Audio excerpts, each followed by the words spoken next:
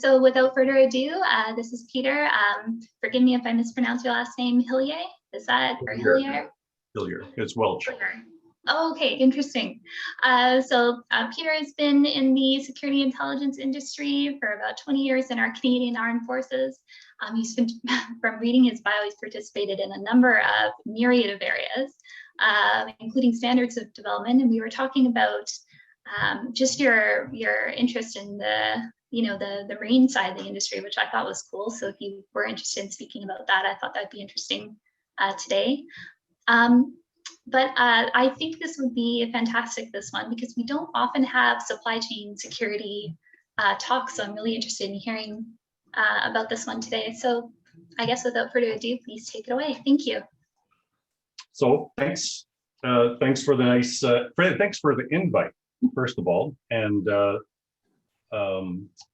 gosh, it's been a long time since I've spoken to a group in Vancouver. It's probably one of the conferences some time ago, but it's great to have this opportunity to chat about what I've been doing, partially, I won't say primarily, on the project I'm on now. And you spoke, Carolyn, to the marine industry, and it's very much that I'm involved on the supply chain side right now as a member of the team within DND. That's the project management office for the Canadian Surface Combatant Project, which is the $70 billion frigate replacement program for the Royal Canadian Navy.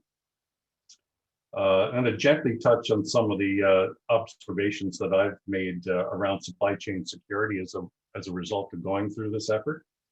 The content's based on my observations from working in this space of late, and I can't get into the nitty-gritty details about my current role, but suffice it to say it's fairly complex, and that security is important, and it's significantly important in the supply chain, as it's is one of the 3 top risks of the program.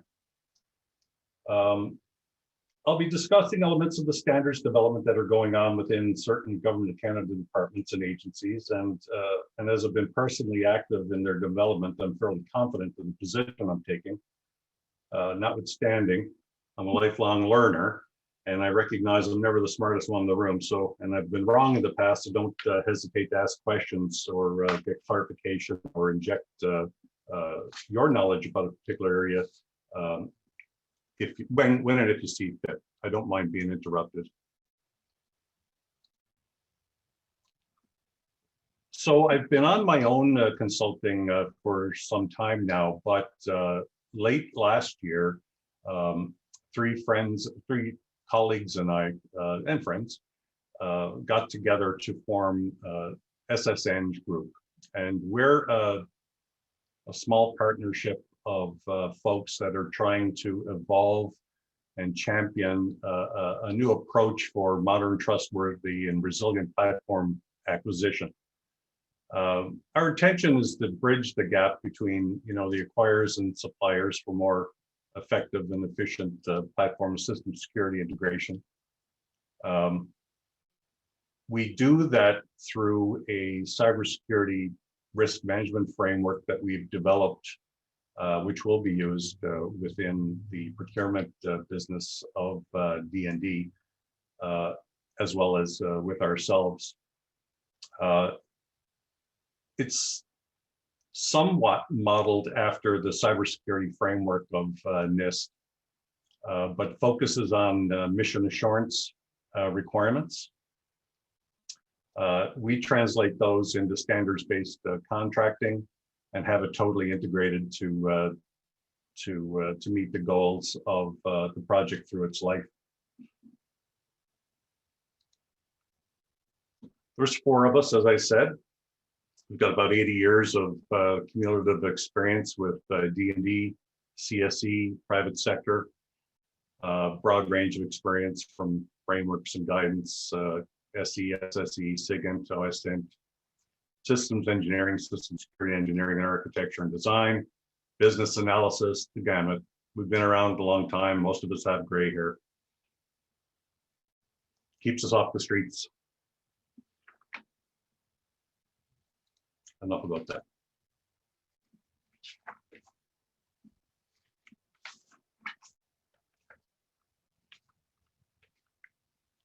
Winston Churchill uttered this quote in 1939 regarding what role the Soviet Union would play in World War II. That war is over, and the Cold War with the Soviet Union has seemingly transformed in an even colder war with China, but I still found it a fitting way to begin a piece around supply chain security. Of course, there are other high-risk foreign actors you can add to the list, Russia being among the top 3 or 4.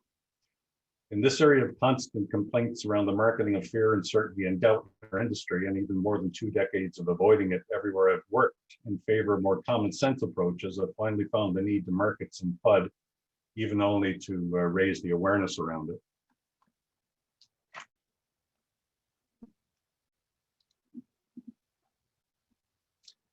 For many of us with traditional enterprise security perspectives, confronting the numerous risks that emerge when attempting to establish supply chain security forces us out of our comfort zone.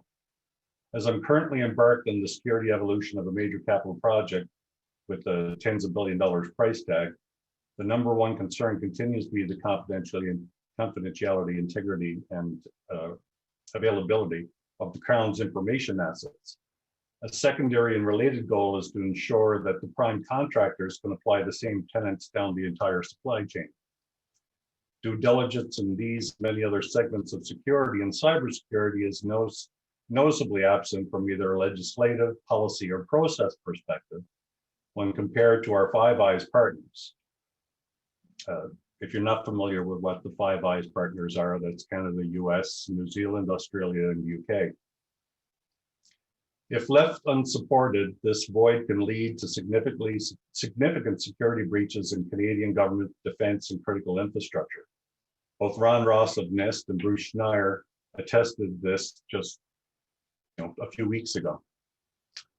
Schneier's proposal is something fairly holistic, an engineering research task on par with the internet itself, he states. He goes on to recall the internet was designed and built to answer this question: can we build a reliable network out of unreliable parts in an unreliable world? It turned out the answer was yes, and the internet was the result. I'm asking a similar research question. Can we build a secure network out of insecure parts in an insecure world? The answer isn't obviously yes, but it isn't obviously no either. This article is quite supportive of the renewed mandate of NIST to further evolve their bodies of work to assist in the maturity of our industry. And we at SSEng Group have been quite involved with those efforts within our clients' infrastructures for some time, and I'll discuss them in a supply chain context today. The international complexity of supply chains, the increased and potential interferences and emerging cybersecurity risks caused by threats and vulnerabilities of information systems have dramatically increased the possibility that process and product quality could be compromised by inadequately monitored suppliers. Lower tier suppliers could intentionally or unintentionally introduce software, firmware, or hardware in which confidentiality, integrity, and availability have been compromised. Supply chain disruptions could create scramble for parts that enables poor quality or counterfeit products to enter the chain. And high value intellectual property shared with suppliers could be misused, creating unforeseen operational, security, or liability risks. And I'm aware, and I'm sure you're aware too, that you don't have to pick up a newspaper these days to find any 4 of those things being undermined. Service suppliers, including contract manufacturers, outsourced legal and accounting, or repair and maintenance providers could tamper with the company's information based on tier access to its information system if the data is not adequately protected. And adversaries could use vulnerabilities of different components within the supply chain to attack the company's information systems.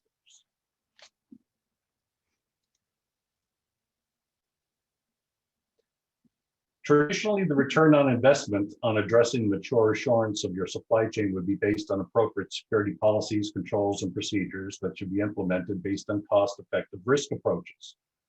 This would normally result in monetary and/or productivity savings, better brand protection vis-a-vis reduced risk of counterfeit, improved protection of IP, intellectual property in this case, and greater risk intelligence, and a level of compliance capability based on regulatory and legal requirements being met with greater confidence at a lower cost.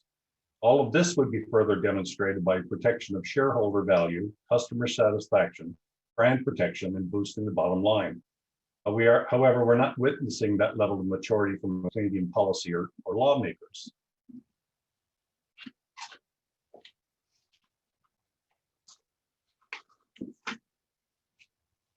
Forgive me, a little water break.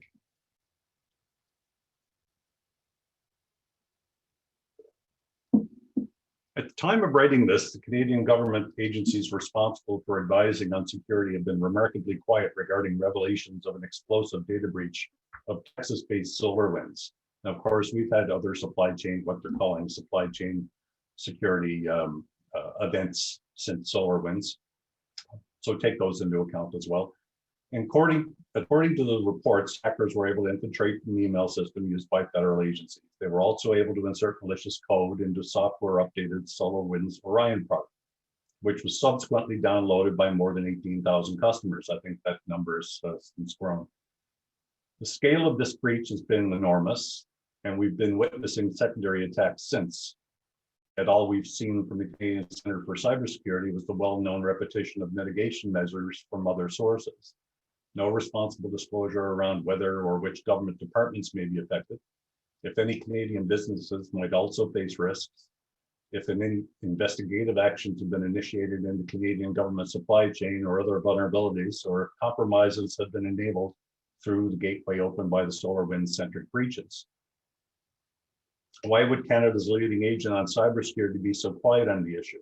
One reason is, and I've been told this personally, that other policymaking departments fear that putting too much security rigor into the supply chain could hurt Canadian small to medium businesses by imposing additional costs. Perhaps this is why we have such a stark security policy, or dare I say, suggest legislative perspective on cybersecurity in this country. It's either that or something completely disconcerting. Canada's just not prepared or capable. Are they missing the argument that the long-term benefits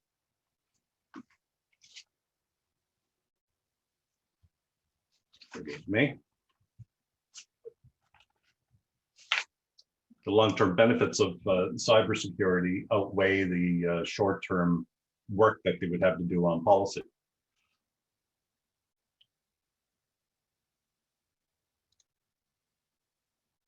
So what's Canada doing, you might ask? The Federal Department of Industry, Science and Economic Development, ISSA, has wandered down the advisory path with the evolution of the Canadian Centre for Cybersecurity Top 10 Security Actions into a body of work retooled through collaborative efforts of the Standards Council of Canada. In somewhat easy to understand language that advises Canadians to secure the most common elements of their business and suggests that an audit process to ensure you have implemented security measures correctly. Completely voluntary, it is nonetheless incomplete as it does not include the crucial elements of physical security, among others.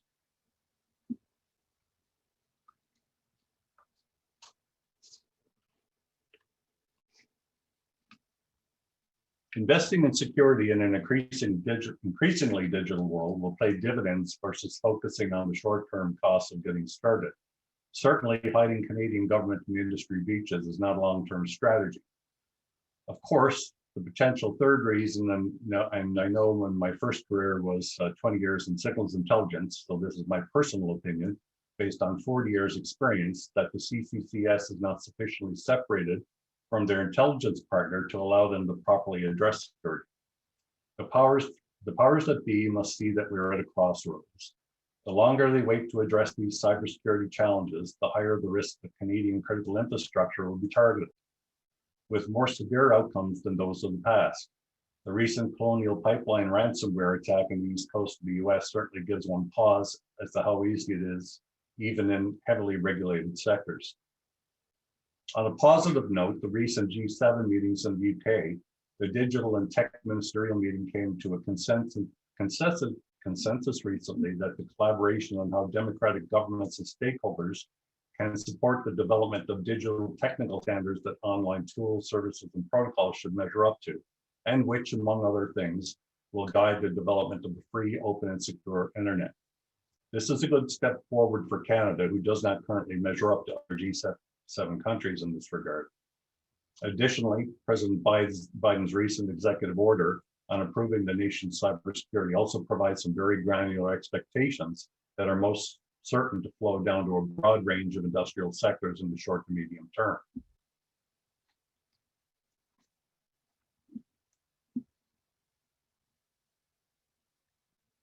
Comparing the weak top 10 advice to the mandatory cyber maturity model certification, CMMC, requirements of the United States Department of Defense that are now creeping into Canada for organizations that sell to US Department of Defense is like comparing night and day.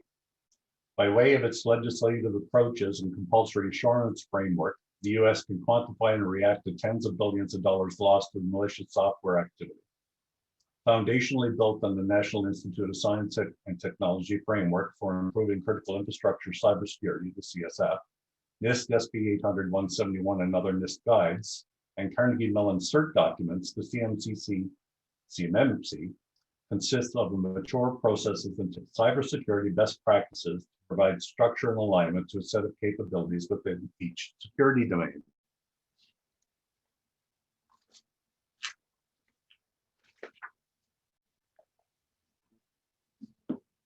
What's Canada's legislative support right now? Canadian practitioners in the cybersecurity industry know full well how long lawmakers have been ignoring cybersecurity in this country. A simple reflection of the now 20-year-old body of legislation, statutes, policy, guidance, and processes being implemented south of the border, compared to Canada's smattering of clauses and advice with no consequences, and you will see we fall short. Although Canada can prosecute cybercrime, there's nothing in place to compel Canadian companies other than the heavily regulated industries to secure themselves in advance of a potentially devastating breach. Reactive versus proactive.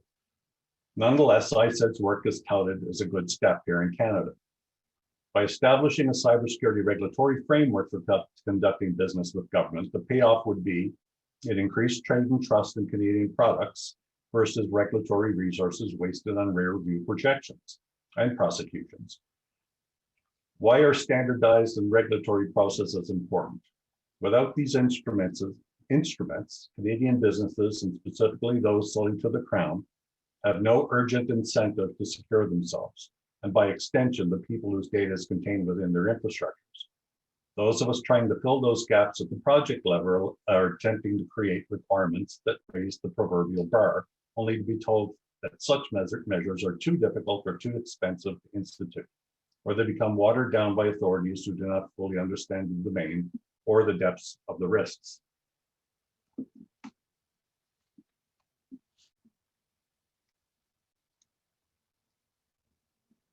The body of work to establish the regulatory framework is out there and available for public adoption and begins solid systems engineering discipline. Established through the systems and software engineering standards of ISO 15288 and 12207, systems engineering and also software engineering.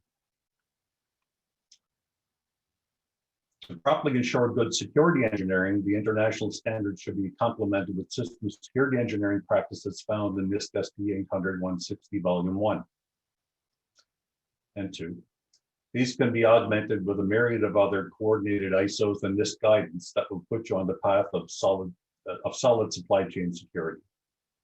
Starting off by using standards-based procurement instruments such as statements of work and effective data item descriptions can not only ensure that project elements are properly addressing security and cybersecurity, it can also create that much needed dynamic to evolve and fortify supply chains. It's important to reach even the most remote tiers of your supply chain as they're the most vulnerable. All too often, procurement processes follow decades-old methods that have now evolved as an engineered system of systems and do not address the breadth and depth of your supply chain nor its current challenges. Procurement activities should focus on through-life processes, detailed, and be willing to accept them.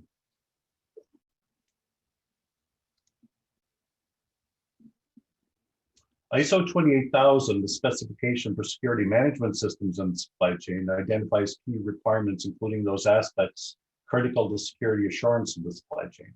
Security management is linked to many other aspects of business management. Aspects include all activities controlled or influenced by organizations that impact supply chain security, and these aspects should be considered directly. Where and when they have impact on security management, including transportation of goods along the supply chain. It's a very complete document, and it's actually being updated now in 2021.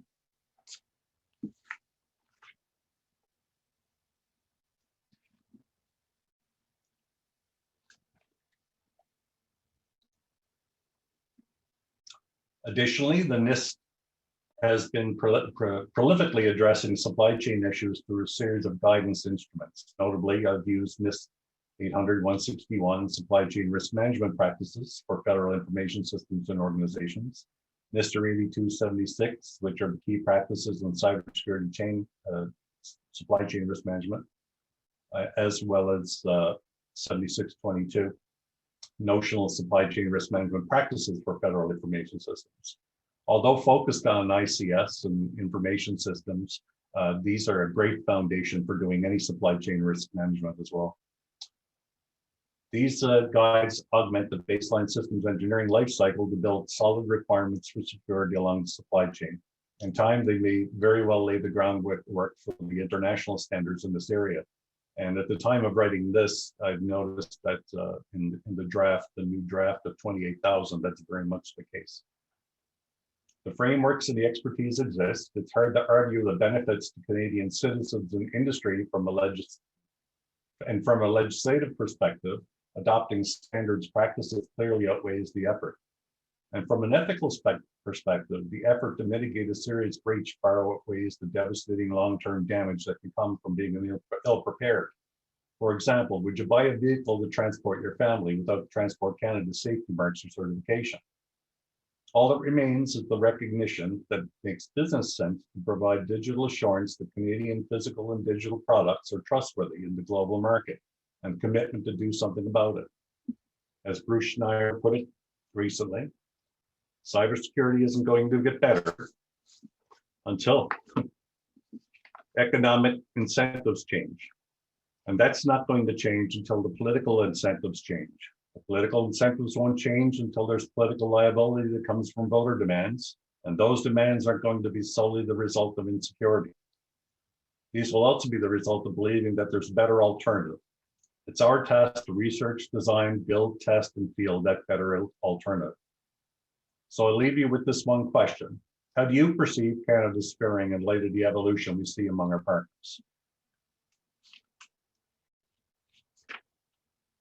Short and sweet, packed full of info.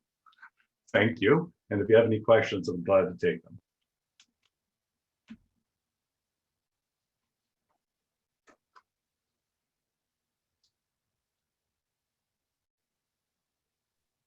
You'll have to forgive our presumably very shy audience. Okay. Maybe they're still thinking.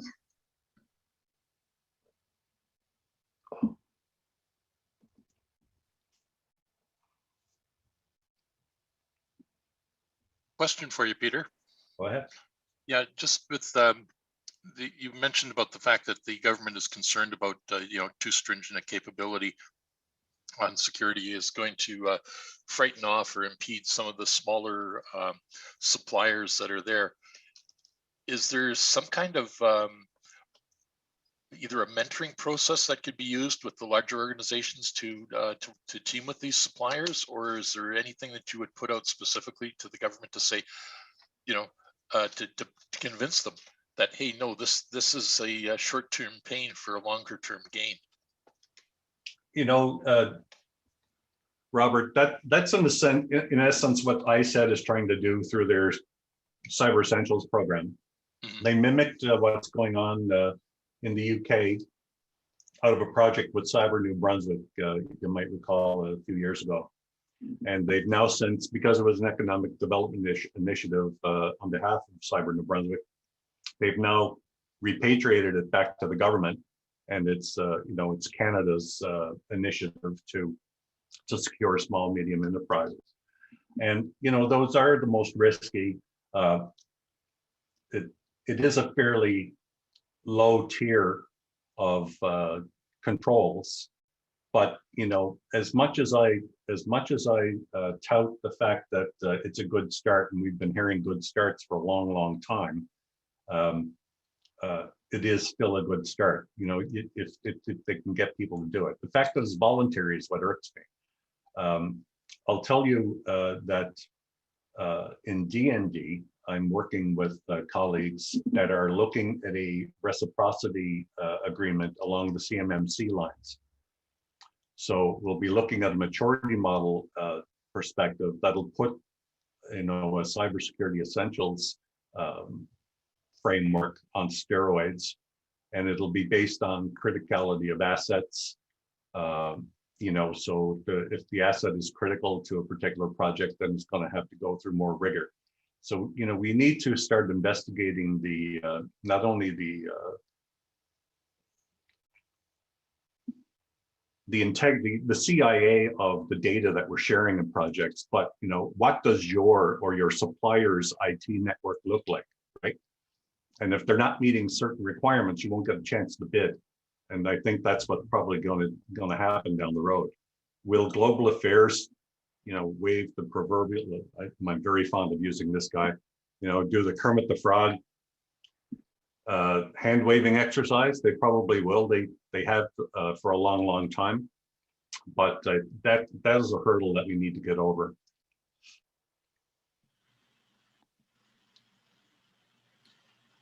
I didn't answer your question around mentoring. I don't know if there's any mentoring going on from large to small, but that's what I said, and CCCS are trying to do in their programs. Thanks. I had a question. If no one else does, I was just trying to understand the cybersecurity maturity certification model and exactly what this is. I'm still pretty new, I think, to security. So if CMMC is a model that DoD created as a result of the significant breaches they were having in the supply chain in the US on major capital defense projects, like ours, tens of billions of dollars, aircraft and ship and naval shipping projects, warship projects. So it's a recommended standard where they should set it to a certain standard for whatever certain projects. They're currently piloting it through, I think, somewhere in 100 to 120 different projects. But with the recent executive order, Biden's recent executive order, I've got the funniest feeling that that's going to be expedited and also broadened out throughout the rest of government. Yeah, it's also a mandatory program for DoD. It's not recommended. Oh yeah, it's being forced through. You can't bid. Yeah, you can't bid on DoD if you are not certified. That's correct. So there's scads of Canadian companies that are now trying to get CMMC certified so they can sell product into DoD. I'm just thinking, like, I can understand economically if you could only bid on certain things if you are certified, but I don't know if you could make other companies adhere to any standard like that beyond what Bruce Snyder suggests is to make them economically on the hook for whatever problems that they encounter or cause financially. Right now that doesn't happen. That's indeed what they're doing, and that's the challenge with the procurement, right? So I would suggest, knowing what I know in the project that we're on, is that we'll probably offer financial incentive to those people that would have to go down that route if we were ever to go down that route, right? So cost would be partially or whatever picked up. I mean,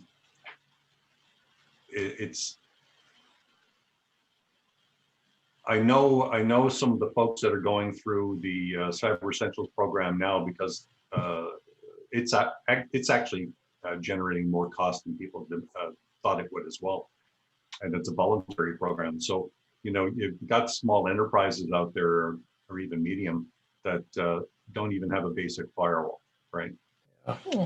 You know, so they're doing like literally nothing. No locks on doors. I mean, we have examples where we've gone down to Halifax and done inspections of companies in the naval supply chain and been able to walk into the warehouse unchallenged, you know. Wow. So that's the kind of thing that we're trying to fight. So if you know, you can walk into a place like that unchallenged, you know, how's the network? Well, for sure. Peter, I was going to ask with that, what about applying the processes that are used within the aircraft industry, and even without the level of security, the auto industry, you know, with their supply chains and how they have to keep those going accurately and keep that, you know, down to their smallest supplier has to meet certain standards. And the same with, as I understand it, with the aircraft industry, because you're dealing with counterfeit parts and you can't afford that. And we do use those standards, Robert. As a matter of fact, like we're right in the middle of writing the statement of work for the next phase of our project. I'm working in a team of 3 people that are doing all the security requirements for that, and we leverage all of those defense associated safety and other, you know, regulatory components to drive and strengthen the statement of work. Okay. You probably answered it by mentioning all those companies that you walked into with lax or non-existent security standards, but Kevin is just asking in the chat how you feel if we're getting any better or worse than we are a few years ago. I wish it was better. So I've been around long enough to see that it's probably about the same, but the messages are getting out there. I think they could be doing more PR around these efforts, and they are, right? So I'm sure you're following all the same kinds of groups I am. You will see the CCCS, you know, in social media and whatnot, promoting what they're doing. ISSEG promoting what they're doing. The companies that facilitate these Cyber Essentials audits are also promoting themselves and what they're doing. So, but it's still voluntary, right? I was actually surprised at some of the clients that they've had that have not done anything before, and some of them are even in the insurance industry. So there's actually some small insurers that don't fall into the heavily regulated domain that most insurers do, and I actually found that quite surprising. It could be better, and we're all supposed to be advocates, so, you know.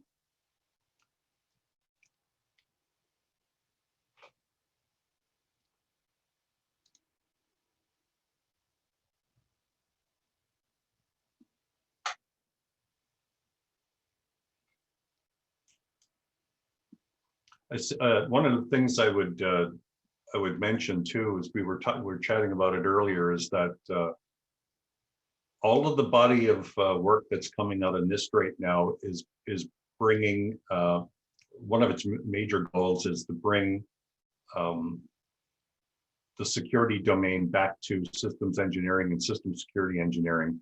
And by that, I mean real engineering, not just enterprise IT, plug and pray architecture. And there is a difference. Leveraging the system engineering model will help you design better and more secure systems. We do it day in, day out. We're actually teaching our vendors how to employ proper SE and SSE throughout the program.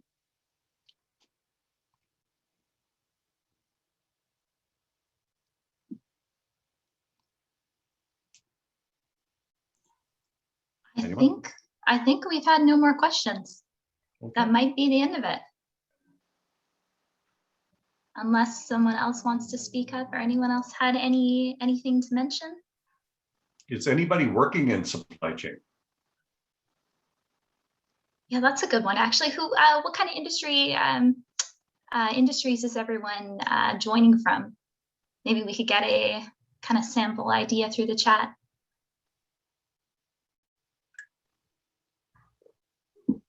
I'm always curious to know whether or not anybody's working in supply chain and whether or not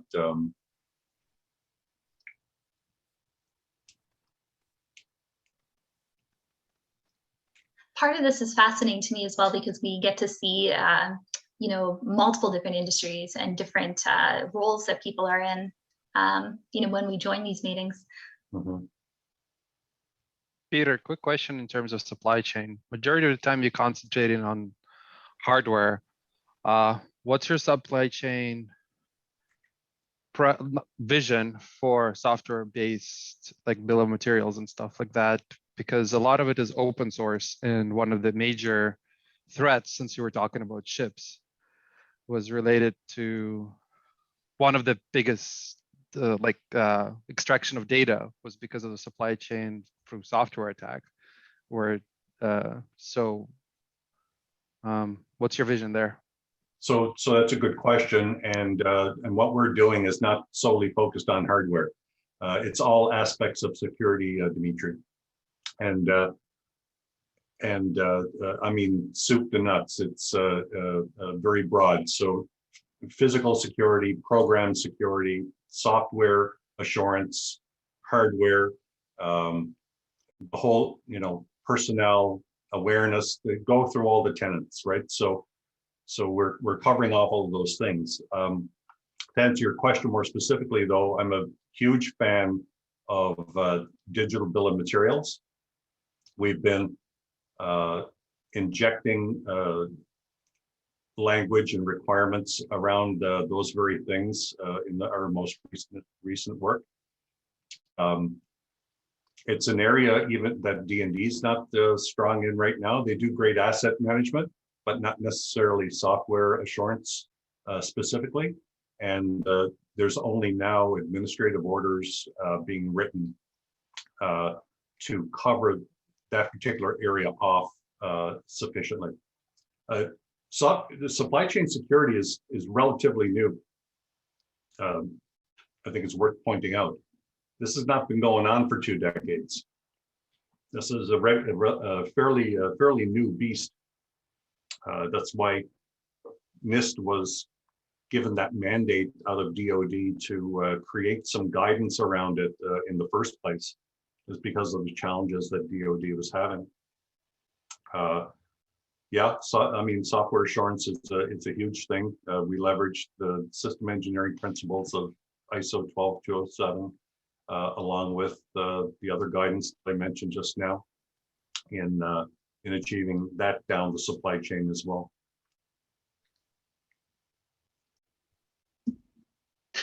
Yeah, so maybe, I mean, not slightly off topic, but almost an entire topic in itself, the supply chain security in the software industry, especially in the SaaS world, where most of the SaaS companies are picking up libraries, frameworks, and so on that are already available, most of them being open source, not all of them being actively maintained. And this is super interesting to see how this evolves. For example, when you have mergers and acquisitions, where there is more and more focused effort to assess what are the liabilities linked to third-party software, and to see how organizations are managing their risk. We've seen recently some very interesting compromise of NPM libraries, Node.js libraries, I mean. So mostly those were linked to cryptocurrencies stuff, but still very interesting to see that. If you're not aware, NIST released 2 products today as a result of their mandate on the executive order of, what, a month ago? 2 months, whatever it was now, month and a half, around software assurance and coding practices and testing. So I think as a result of portions of that work, you're going to see a huge drive to perhaps slow down this rush to market for software that developers get put through. And in favor of, if you're going to sell to, in this particular case, to the government in the US, if it's not done properly, they won't buy it. It'll be as simple as that. Yeah, agreed. No, I haven't seen the new products, but yeah, this is a trend that is growing anyway, and it was much needed, in my opinion. Yeah.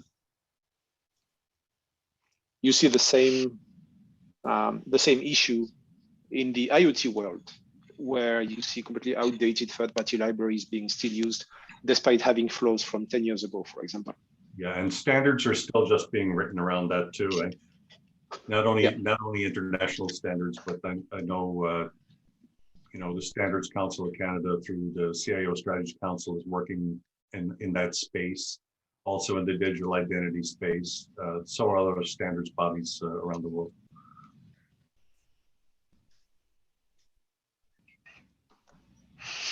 Actually, I should add that Open Group actually had a project, and it's still an ongoing project, the Open Trusted Technology Provider Standard. Mm-hmm. And they actually have that published as an ISO standard as well now. Indeed, they do. Yep. So that's actually a self-assessment certification program. It is, and both their standard and the ISO are freely available on their website. It's unique because if you go through the ISO, you have to pay for it, a couple $100 I know. You can actually download it from the Open Group. It was supposed to be publicly available standard, because I actually attended some of their meetings when I was attending the Open Group stuff regularly. So yeah, I haven't checked. I wonder if it's available. Their ISO also has a freely available standards site. I haven't checked to see if it's available on that one. I haven't either, but I did grab it from the Open Group. Well, of course, because that's easy.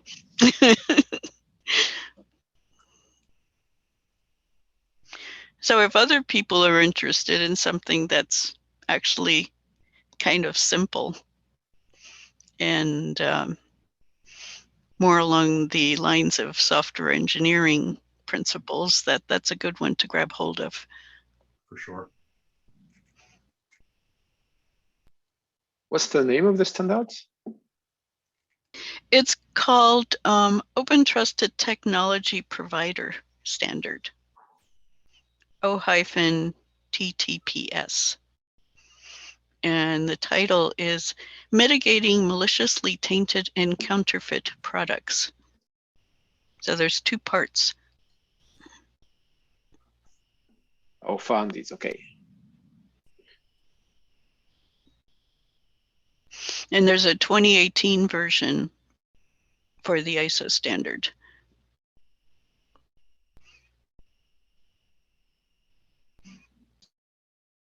Thank you.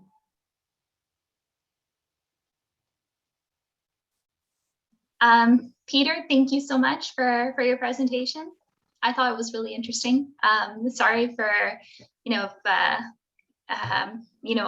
quietness, or I always wish that there was more, when we have in-person meetings, we'll have much more discussion and a lot of jokes and laughter. So, but thank you everybody for joining. And I hope you have an awesome Friday and an awesome weekend. And we hope to have you back as well. I always hope that speakers are interested in coming back in the future. So always welcome. All right, thank you everybody. We'll end the meeting here. And Fred, you can stop the recording. Bye-bye. Bye.